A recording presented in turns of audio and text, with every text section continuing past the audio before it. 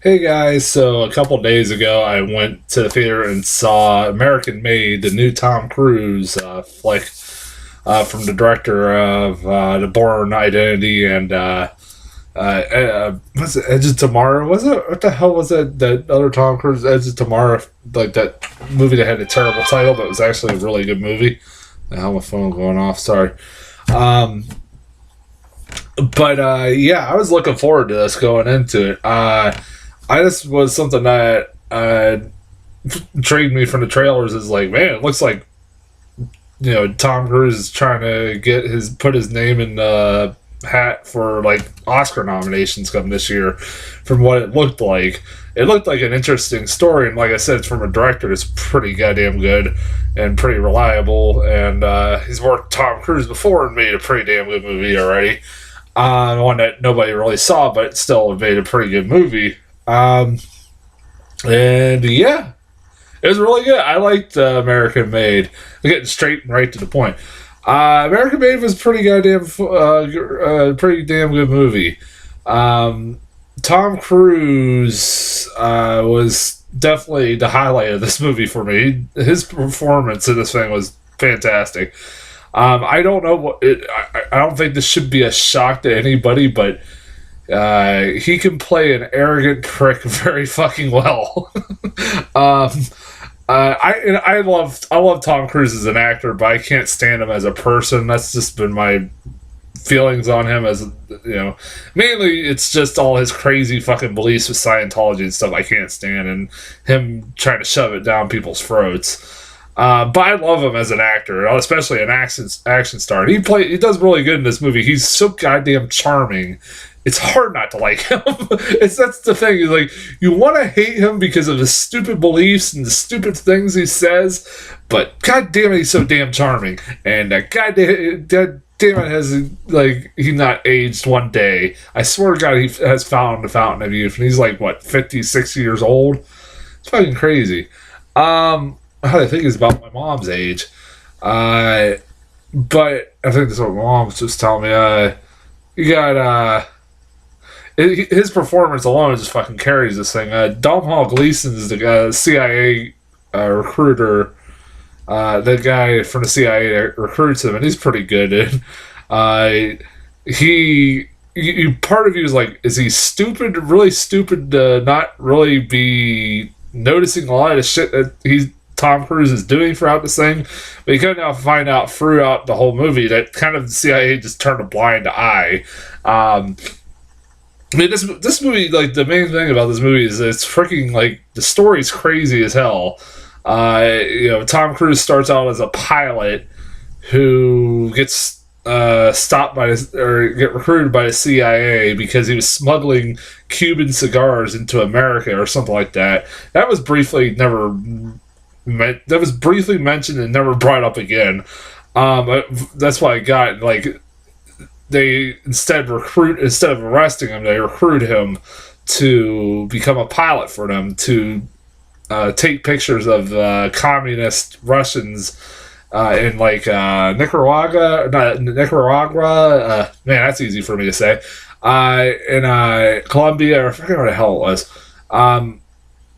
And he is like getting the best reconnaissance pictures that they've ever gotten, and then he accidentally kind of stumbles upon Pablo Escobar and his fucking drug cartel, and ends up become a drug mule for basically their drug cartel, and that's pretty much where the story goes from there, and it's fucking crazy.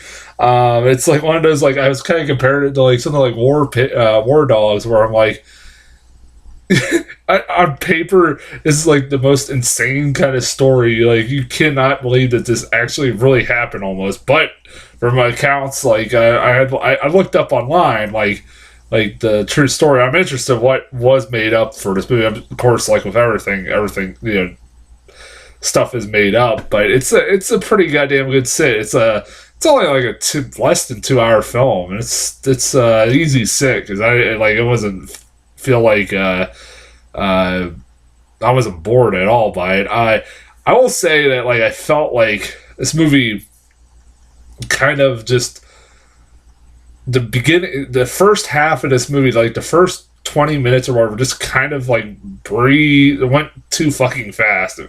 What I mean by that is like you just kind of are thrown into it and introduced to Tom Cruise's character. Know that he's a TWA pilot. Briefly meet his wife, and then he is recruited by the CIA. And then he's next thing you know, he's recruited like he's recruited by Pablo Escobar and his cartel, and it all happens really fucking fast. And it's just like, man, I feel like this movie could have been stretched out maybe a little bit longer. I mean, it was fine for what it was, but it felt like maybe there's more interesting stories to be told. There wasn't really much time for like his wife to really kind of like, she's just a wife who's just like really fucking confused of what the hell is going on. It doesn't really question the fact that they got fucking millions of dollars like just lying around.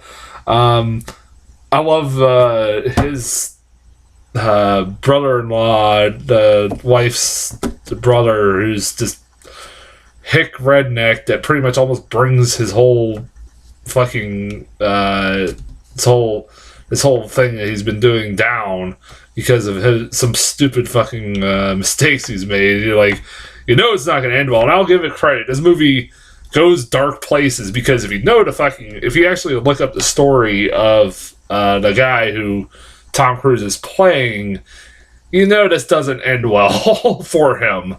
When you're dealing with the drug cartel and Pablo Escobar, it usually doesn't end well for anybody. And it does not. I'll just say it does not. And it does, like I said, I was wondering if it was going to go to a few dark places, but it didn't. But there was a few. It was kind of interesting. Like somebody said, it was like the Wolf of Wall Street mixed with what was this? Said, God damn! I forgot what movie it was. Somebody said Wolf of Wall Street mixed with Top Gun. I don't know if I'll go that far, but that's a weird combination of films. I wouldn't say that. I can see Wolf of Wall Street. Top Gun, just because he's a pilot, doesn't like. There's two different.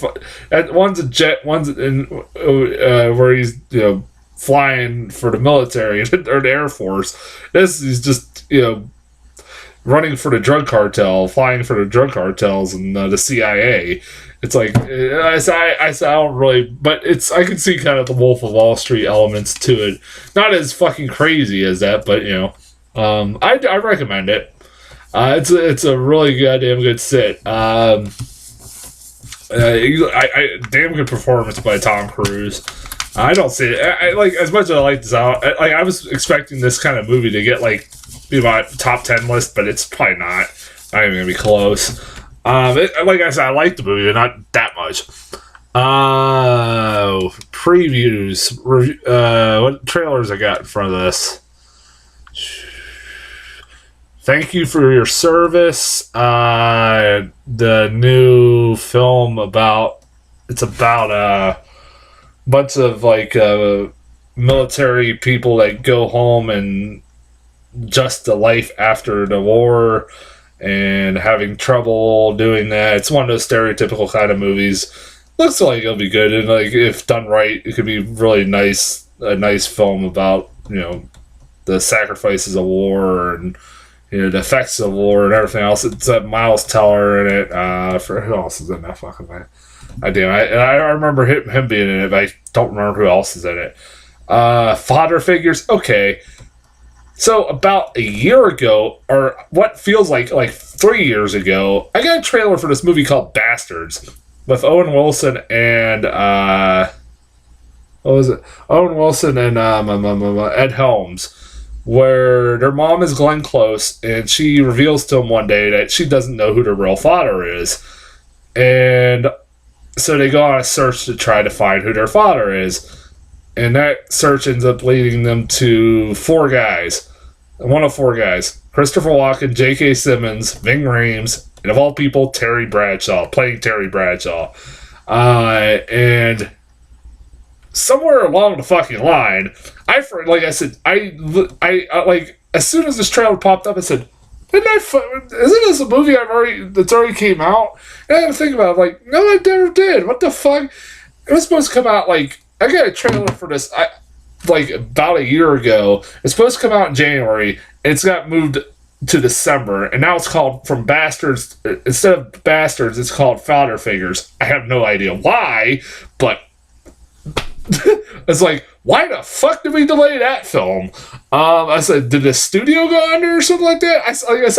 I was trying to remember the last time I seen a trailer for this. I'm like, I swear it's been like 3 years since I got a trailer for this, but they're like, no, it's been a year. I'm like, really? It's been that soon? I've got a fucking trailer for this? Okay. And like I said, it's all jokes about how Ving Rhames and Terry Bradshaw and all of them are talking about how talented their mom was with her mouth and how big her knockers were. That's pretty much the gist of every joke in this fucking trailer. Yay, whoop-de-doo, next movie. Oh, and the last one I got was All the Money in the World. New Ridley Scott movie, which kind of looks pretty good.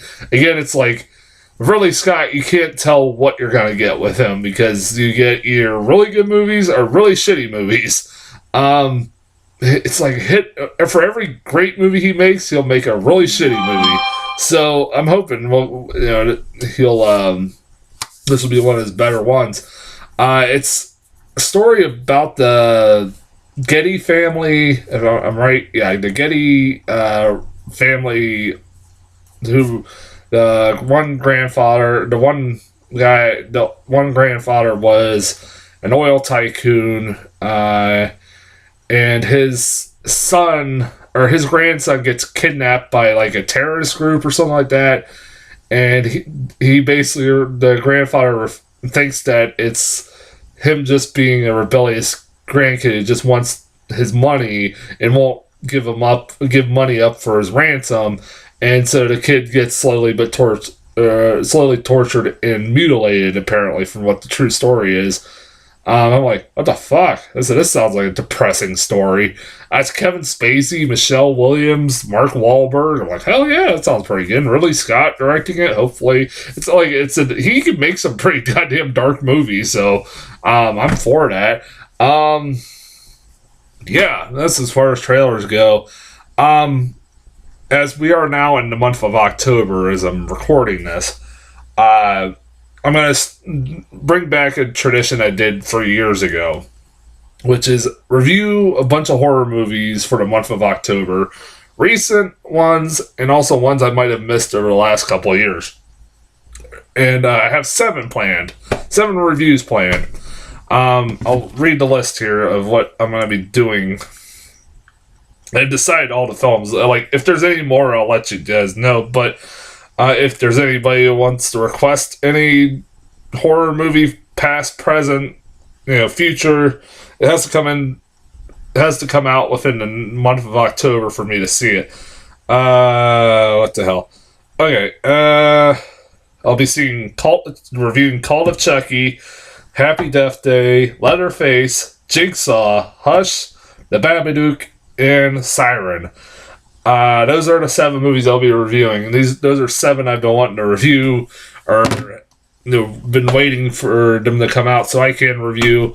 A lot of them, like Babadook and Hush and stuff like that, I'll be able to watch on Netflix for free. Call of Chucky, Leatherface, and stuff I'll have to pay to watch. And then like Happy Death Day and Jigsaw are going to come out in theaters, and I don't have to pay because I have that fucking Movie Pass thing. So win-win. So yeah, I don't know what order I'm going to have those reviews, so they're probably going to come out random. Whatever I feel like going to watch next. It might have Call of Chucky, since that's coming out in a couple days on DVD. I'm not 100% sure. But I know for sure I'm going to be ending the month with a Jigsaw review. Because my niece was born on Halloween, I had to go down for her birthday, and so I gotta try to get that review in before fucking Halloween. So, and it comes out on the 27th, so it's probably gonna be around that time I'll have that review. But, yeah, that's as far as the plan for horror movie reviews. I'll be back later this week, if not with one of the horror movie reviews.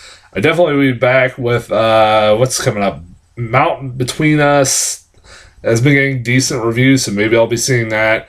And, of course, Blade Runner 2049, which I have to go back and watch that fucking film again because I remember not liking it the first time, and I gotta prepare myself because that's gonna be like a near. I don't know if anybody else knows. It's gonna be like a near 3-hour Blade Runner movie. I don't know if I'm ready for that. So, till then, I'll talk to you guys later.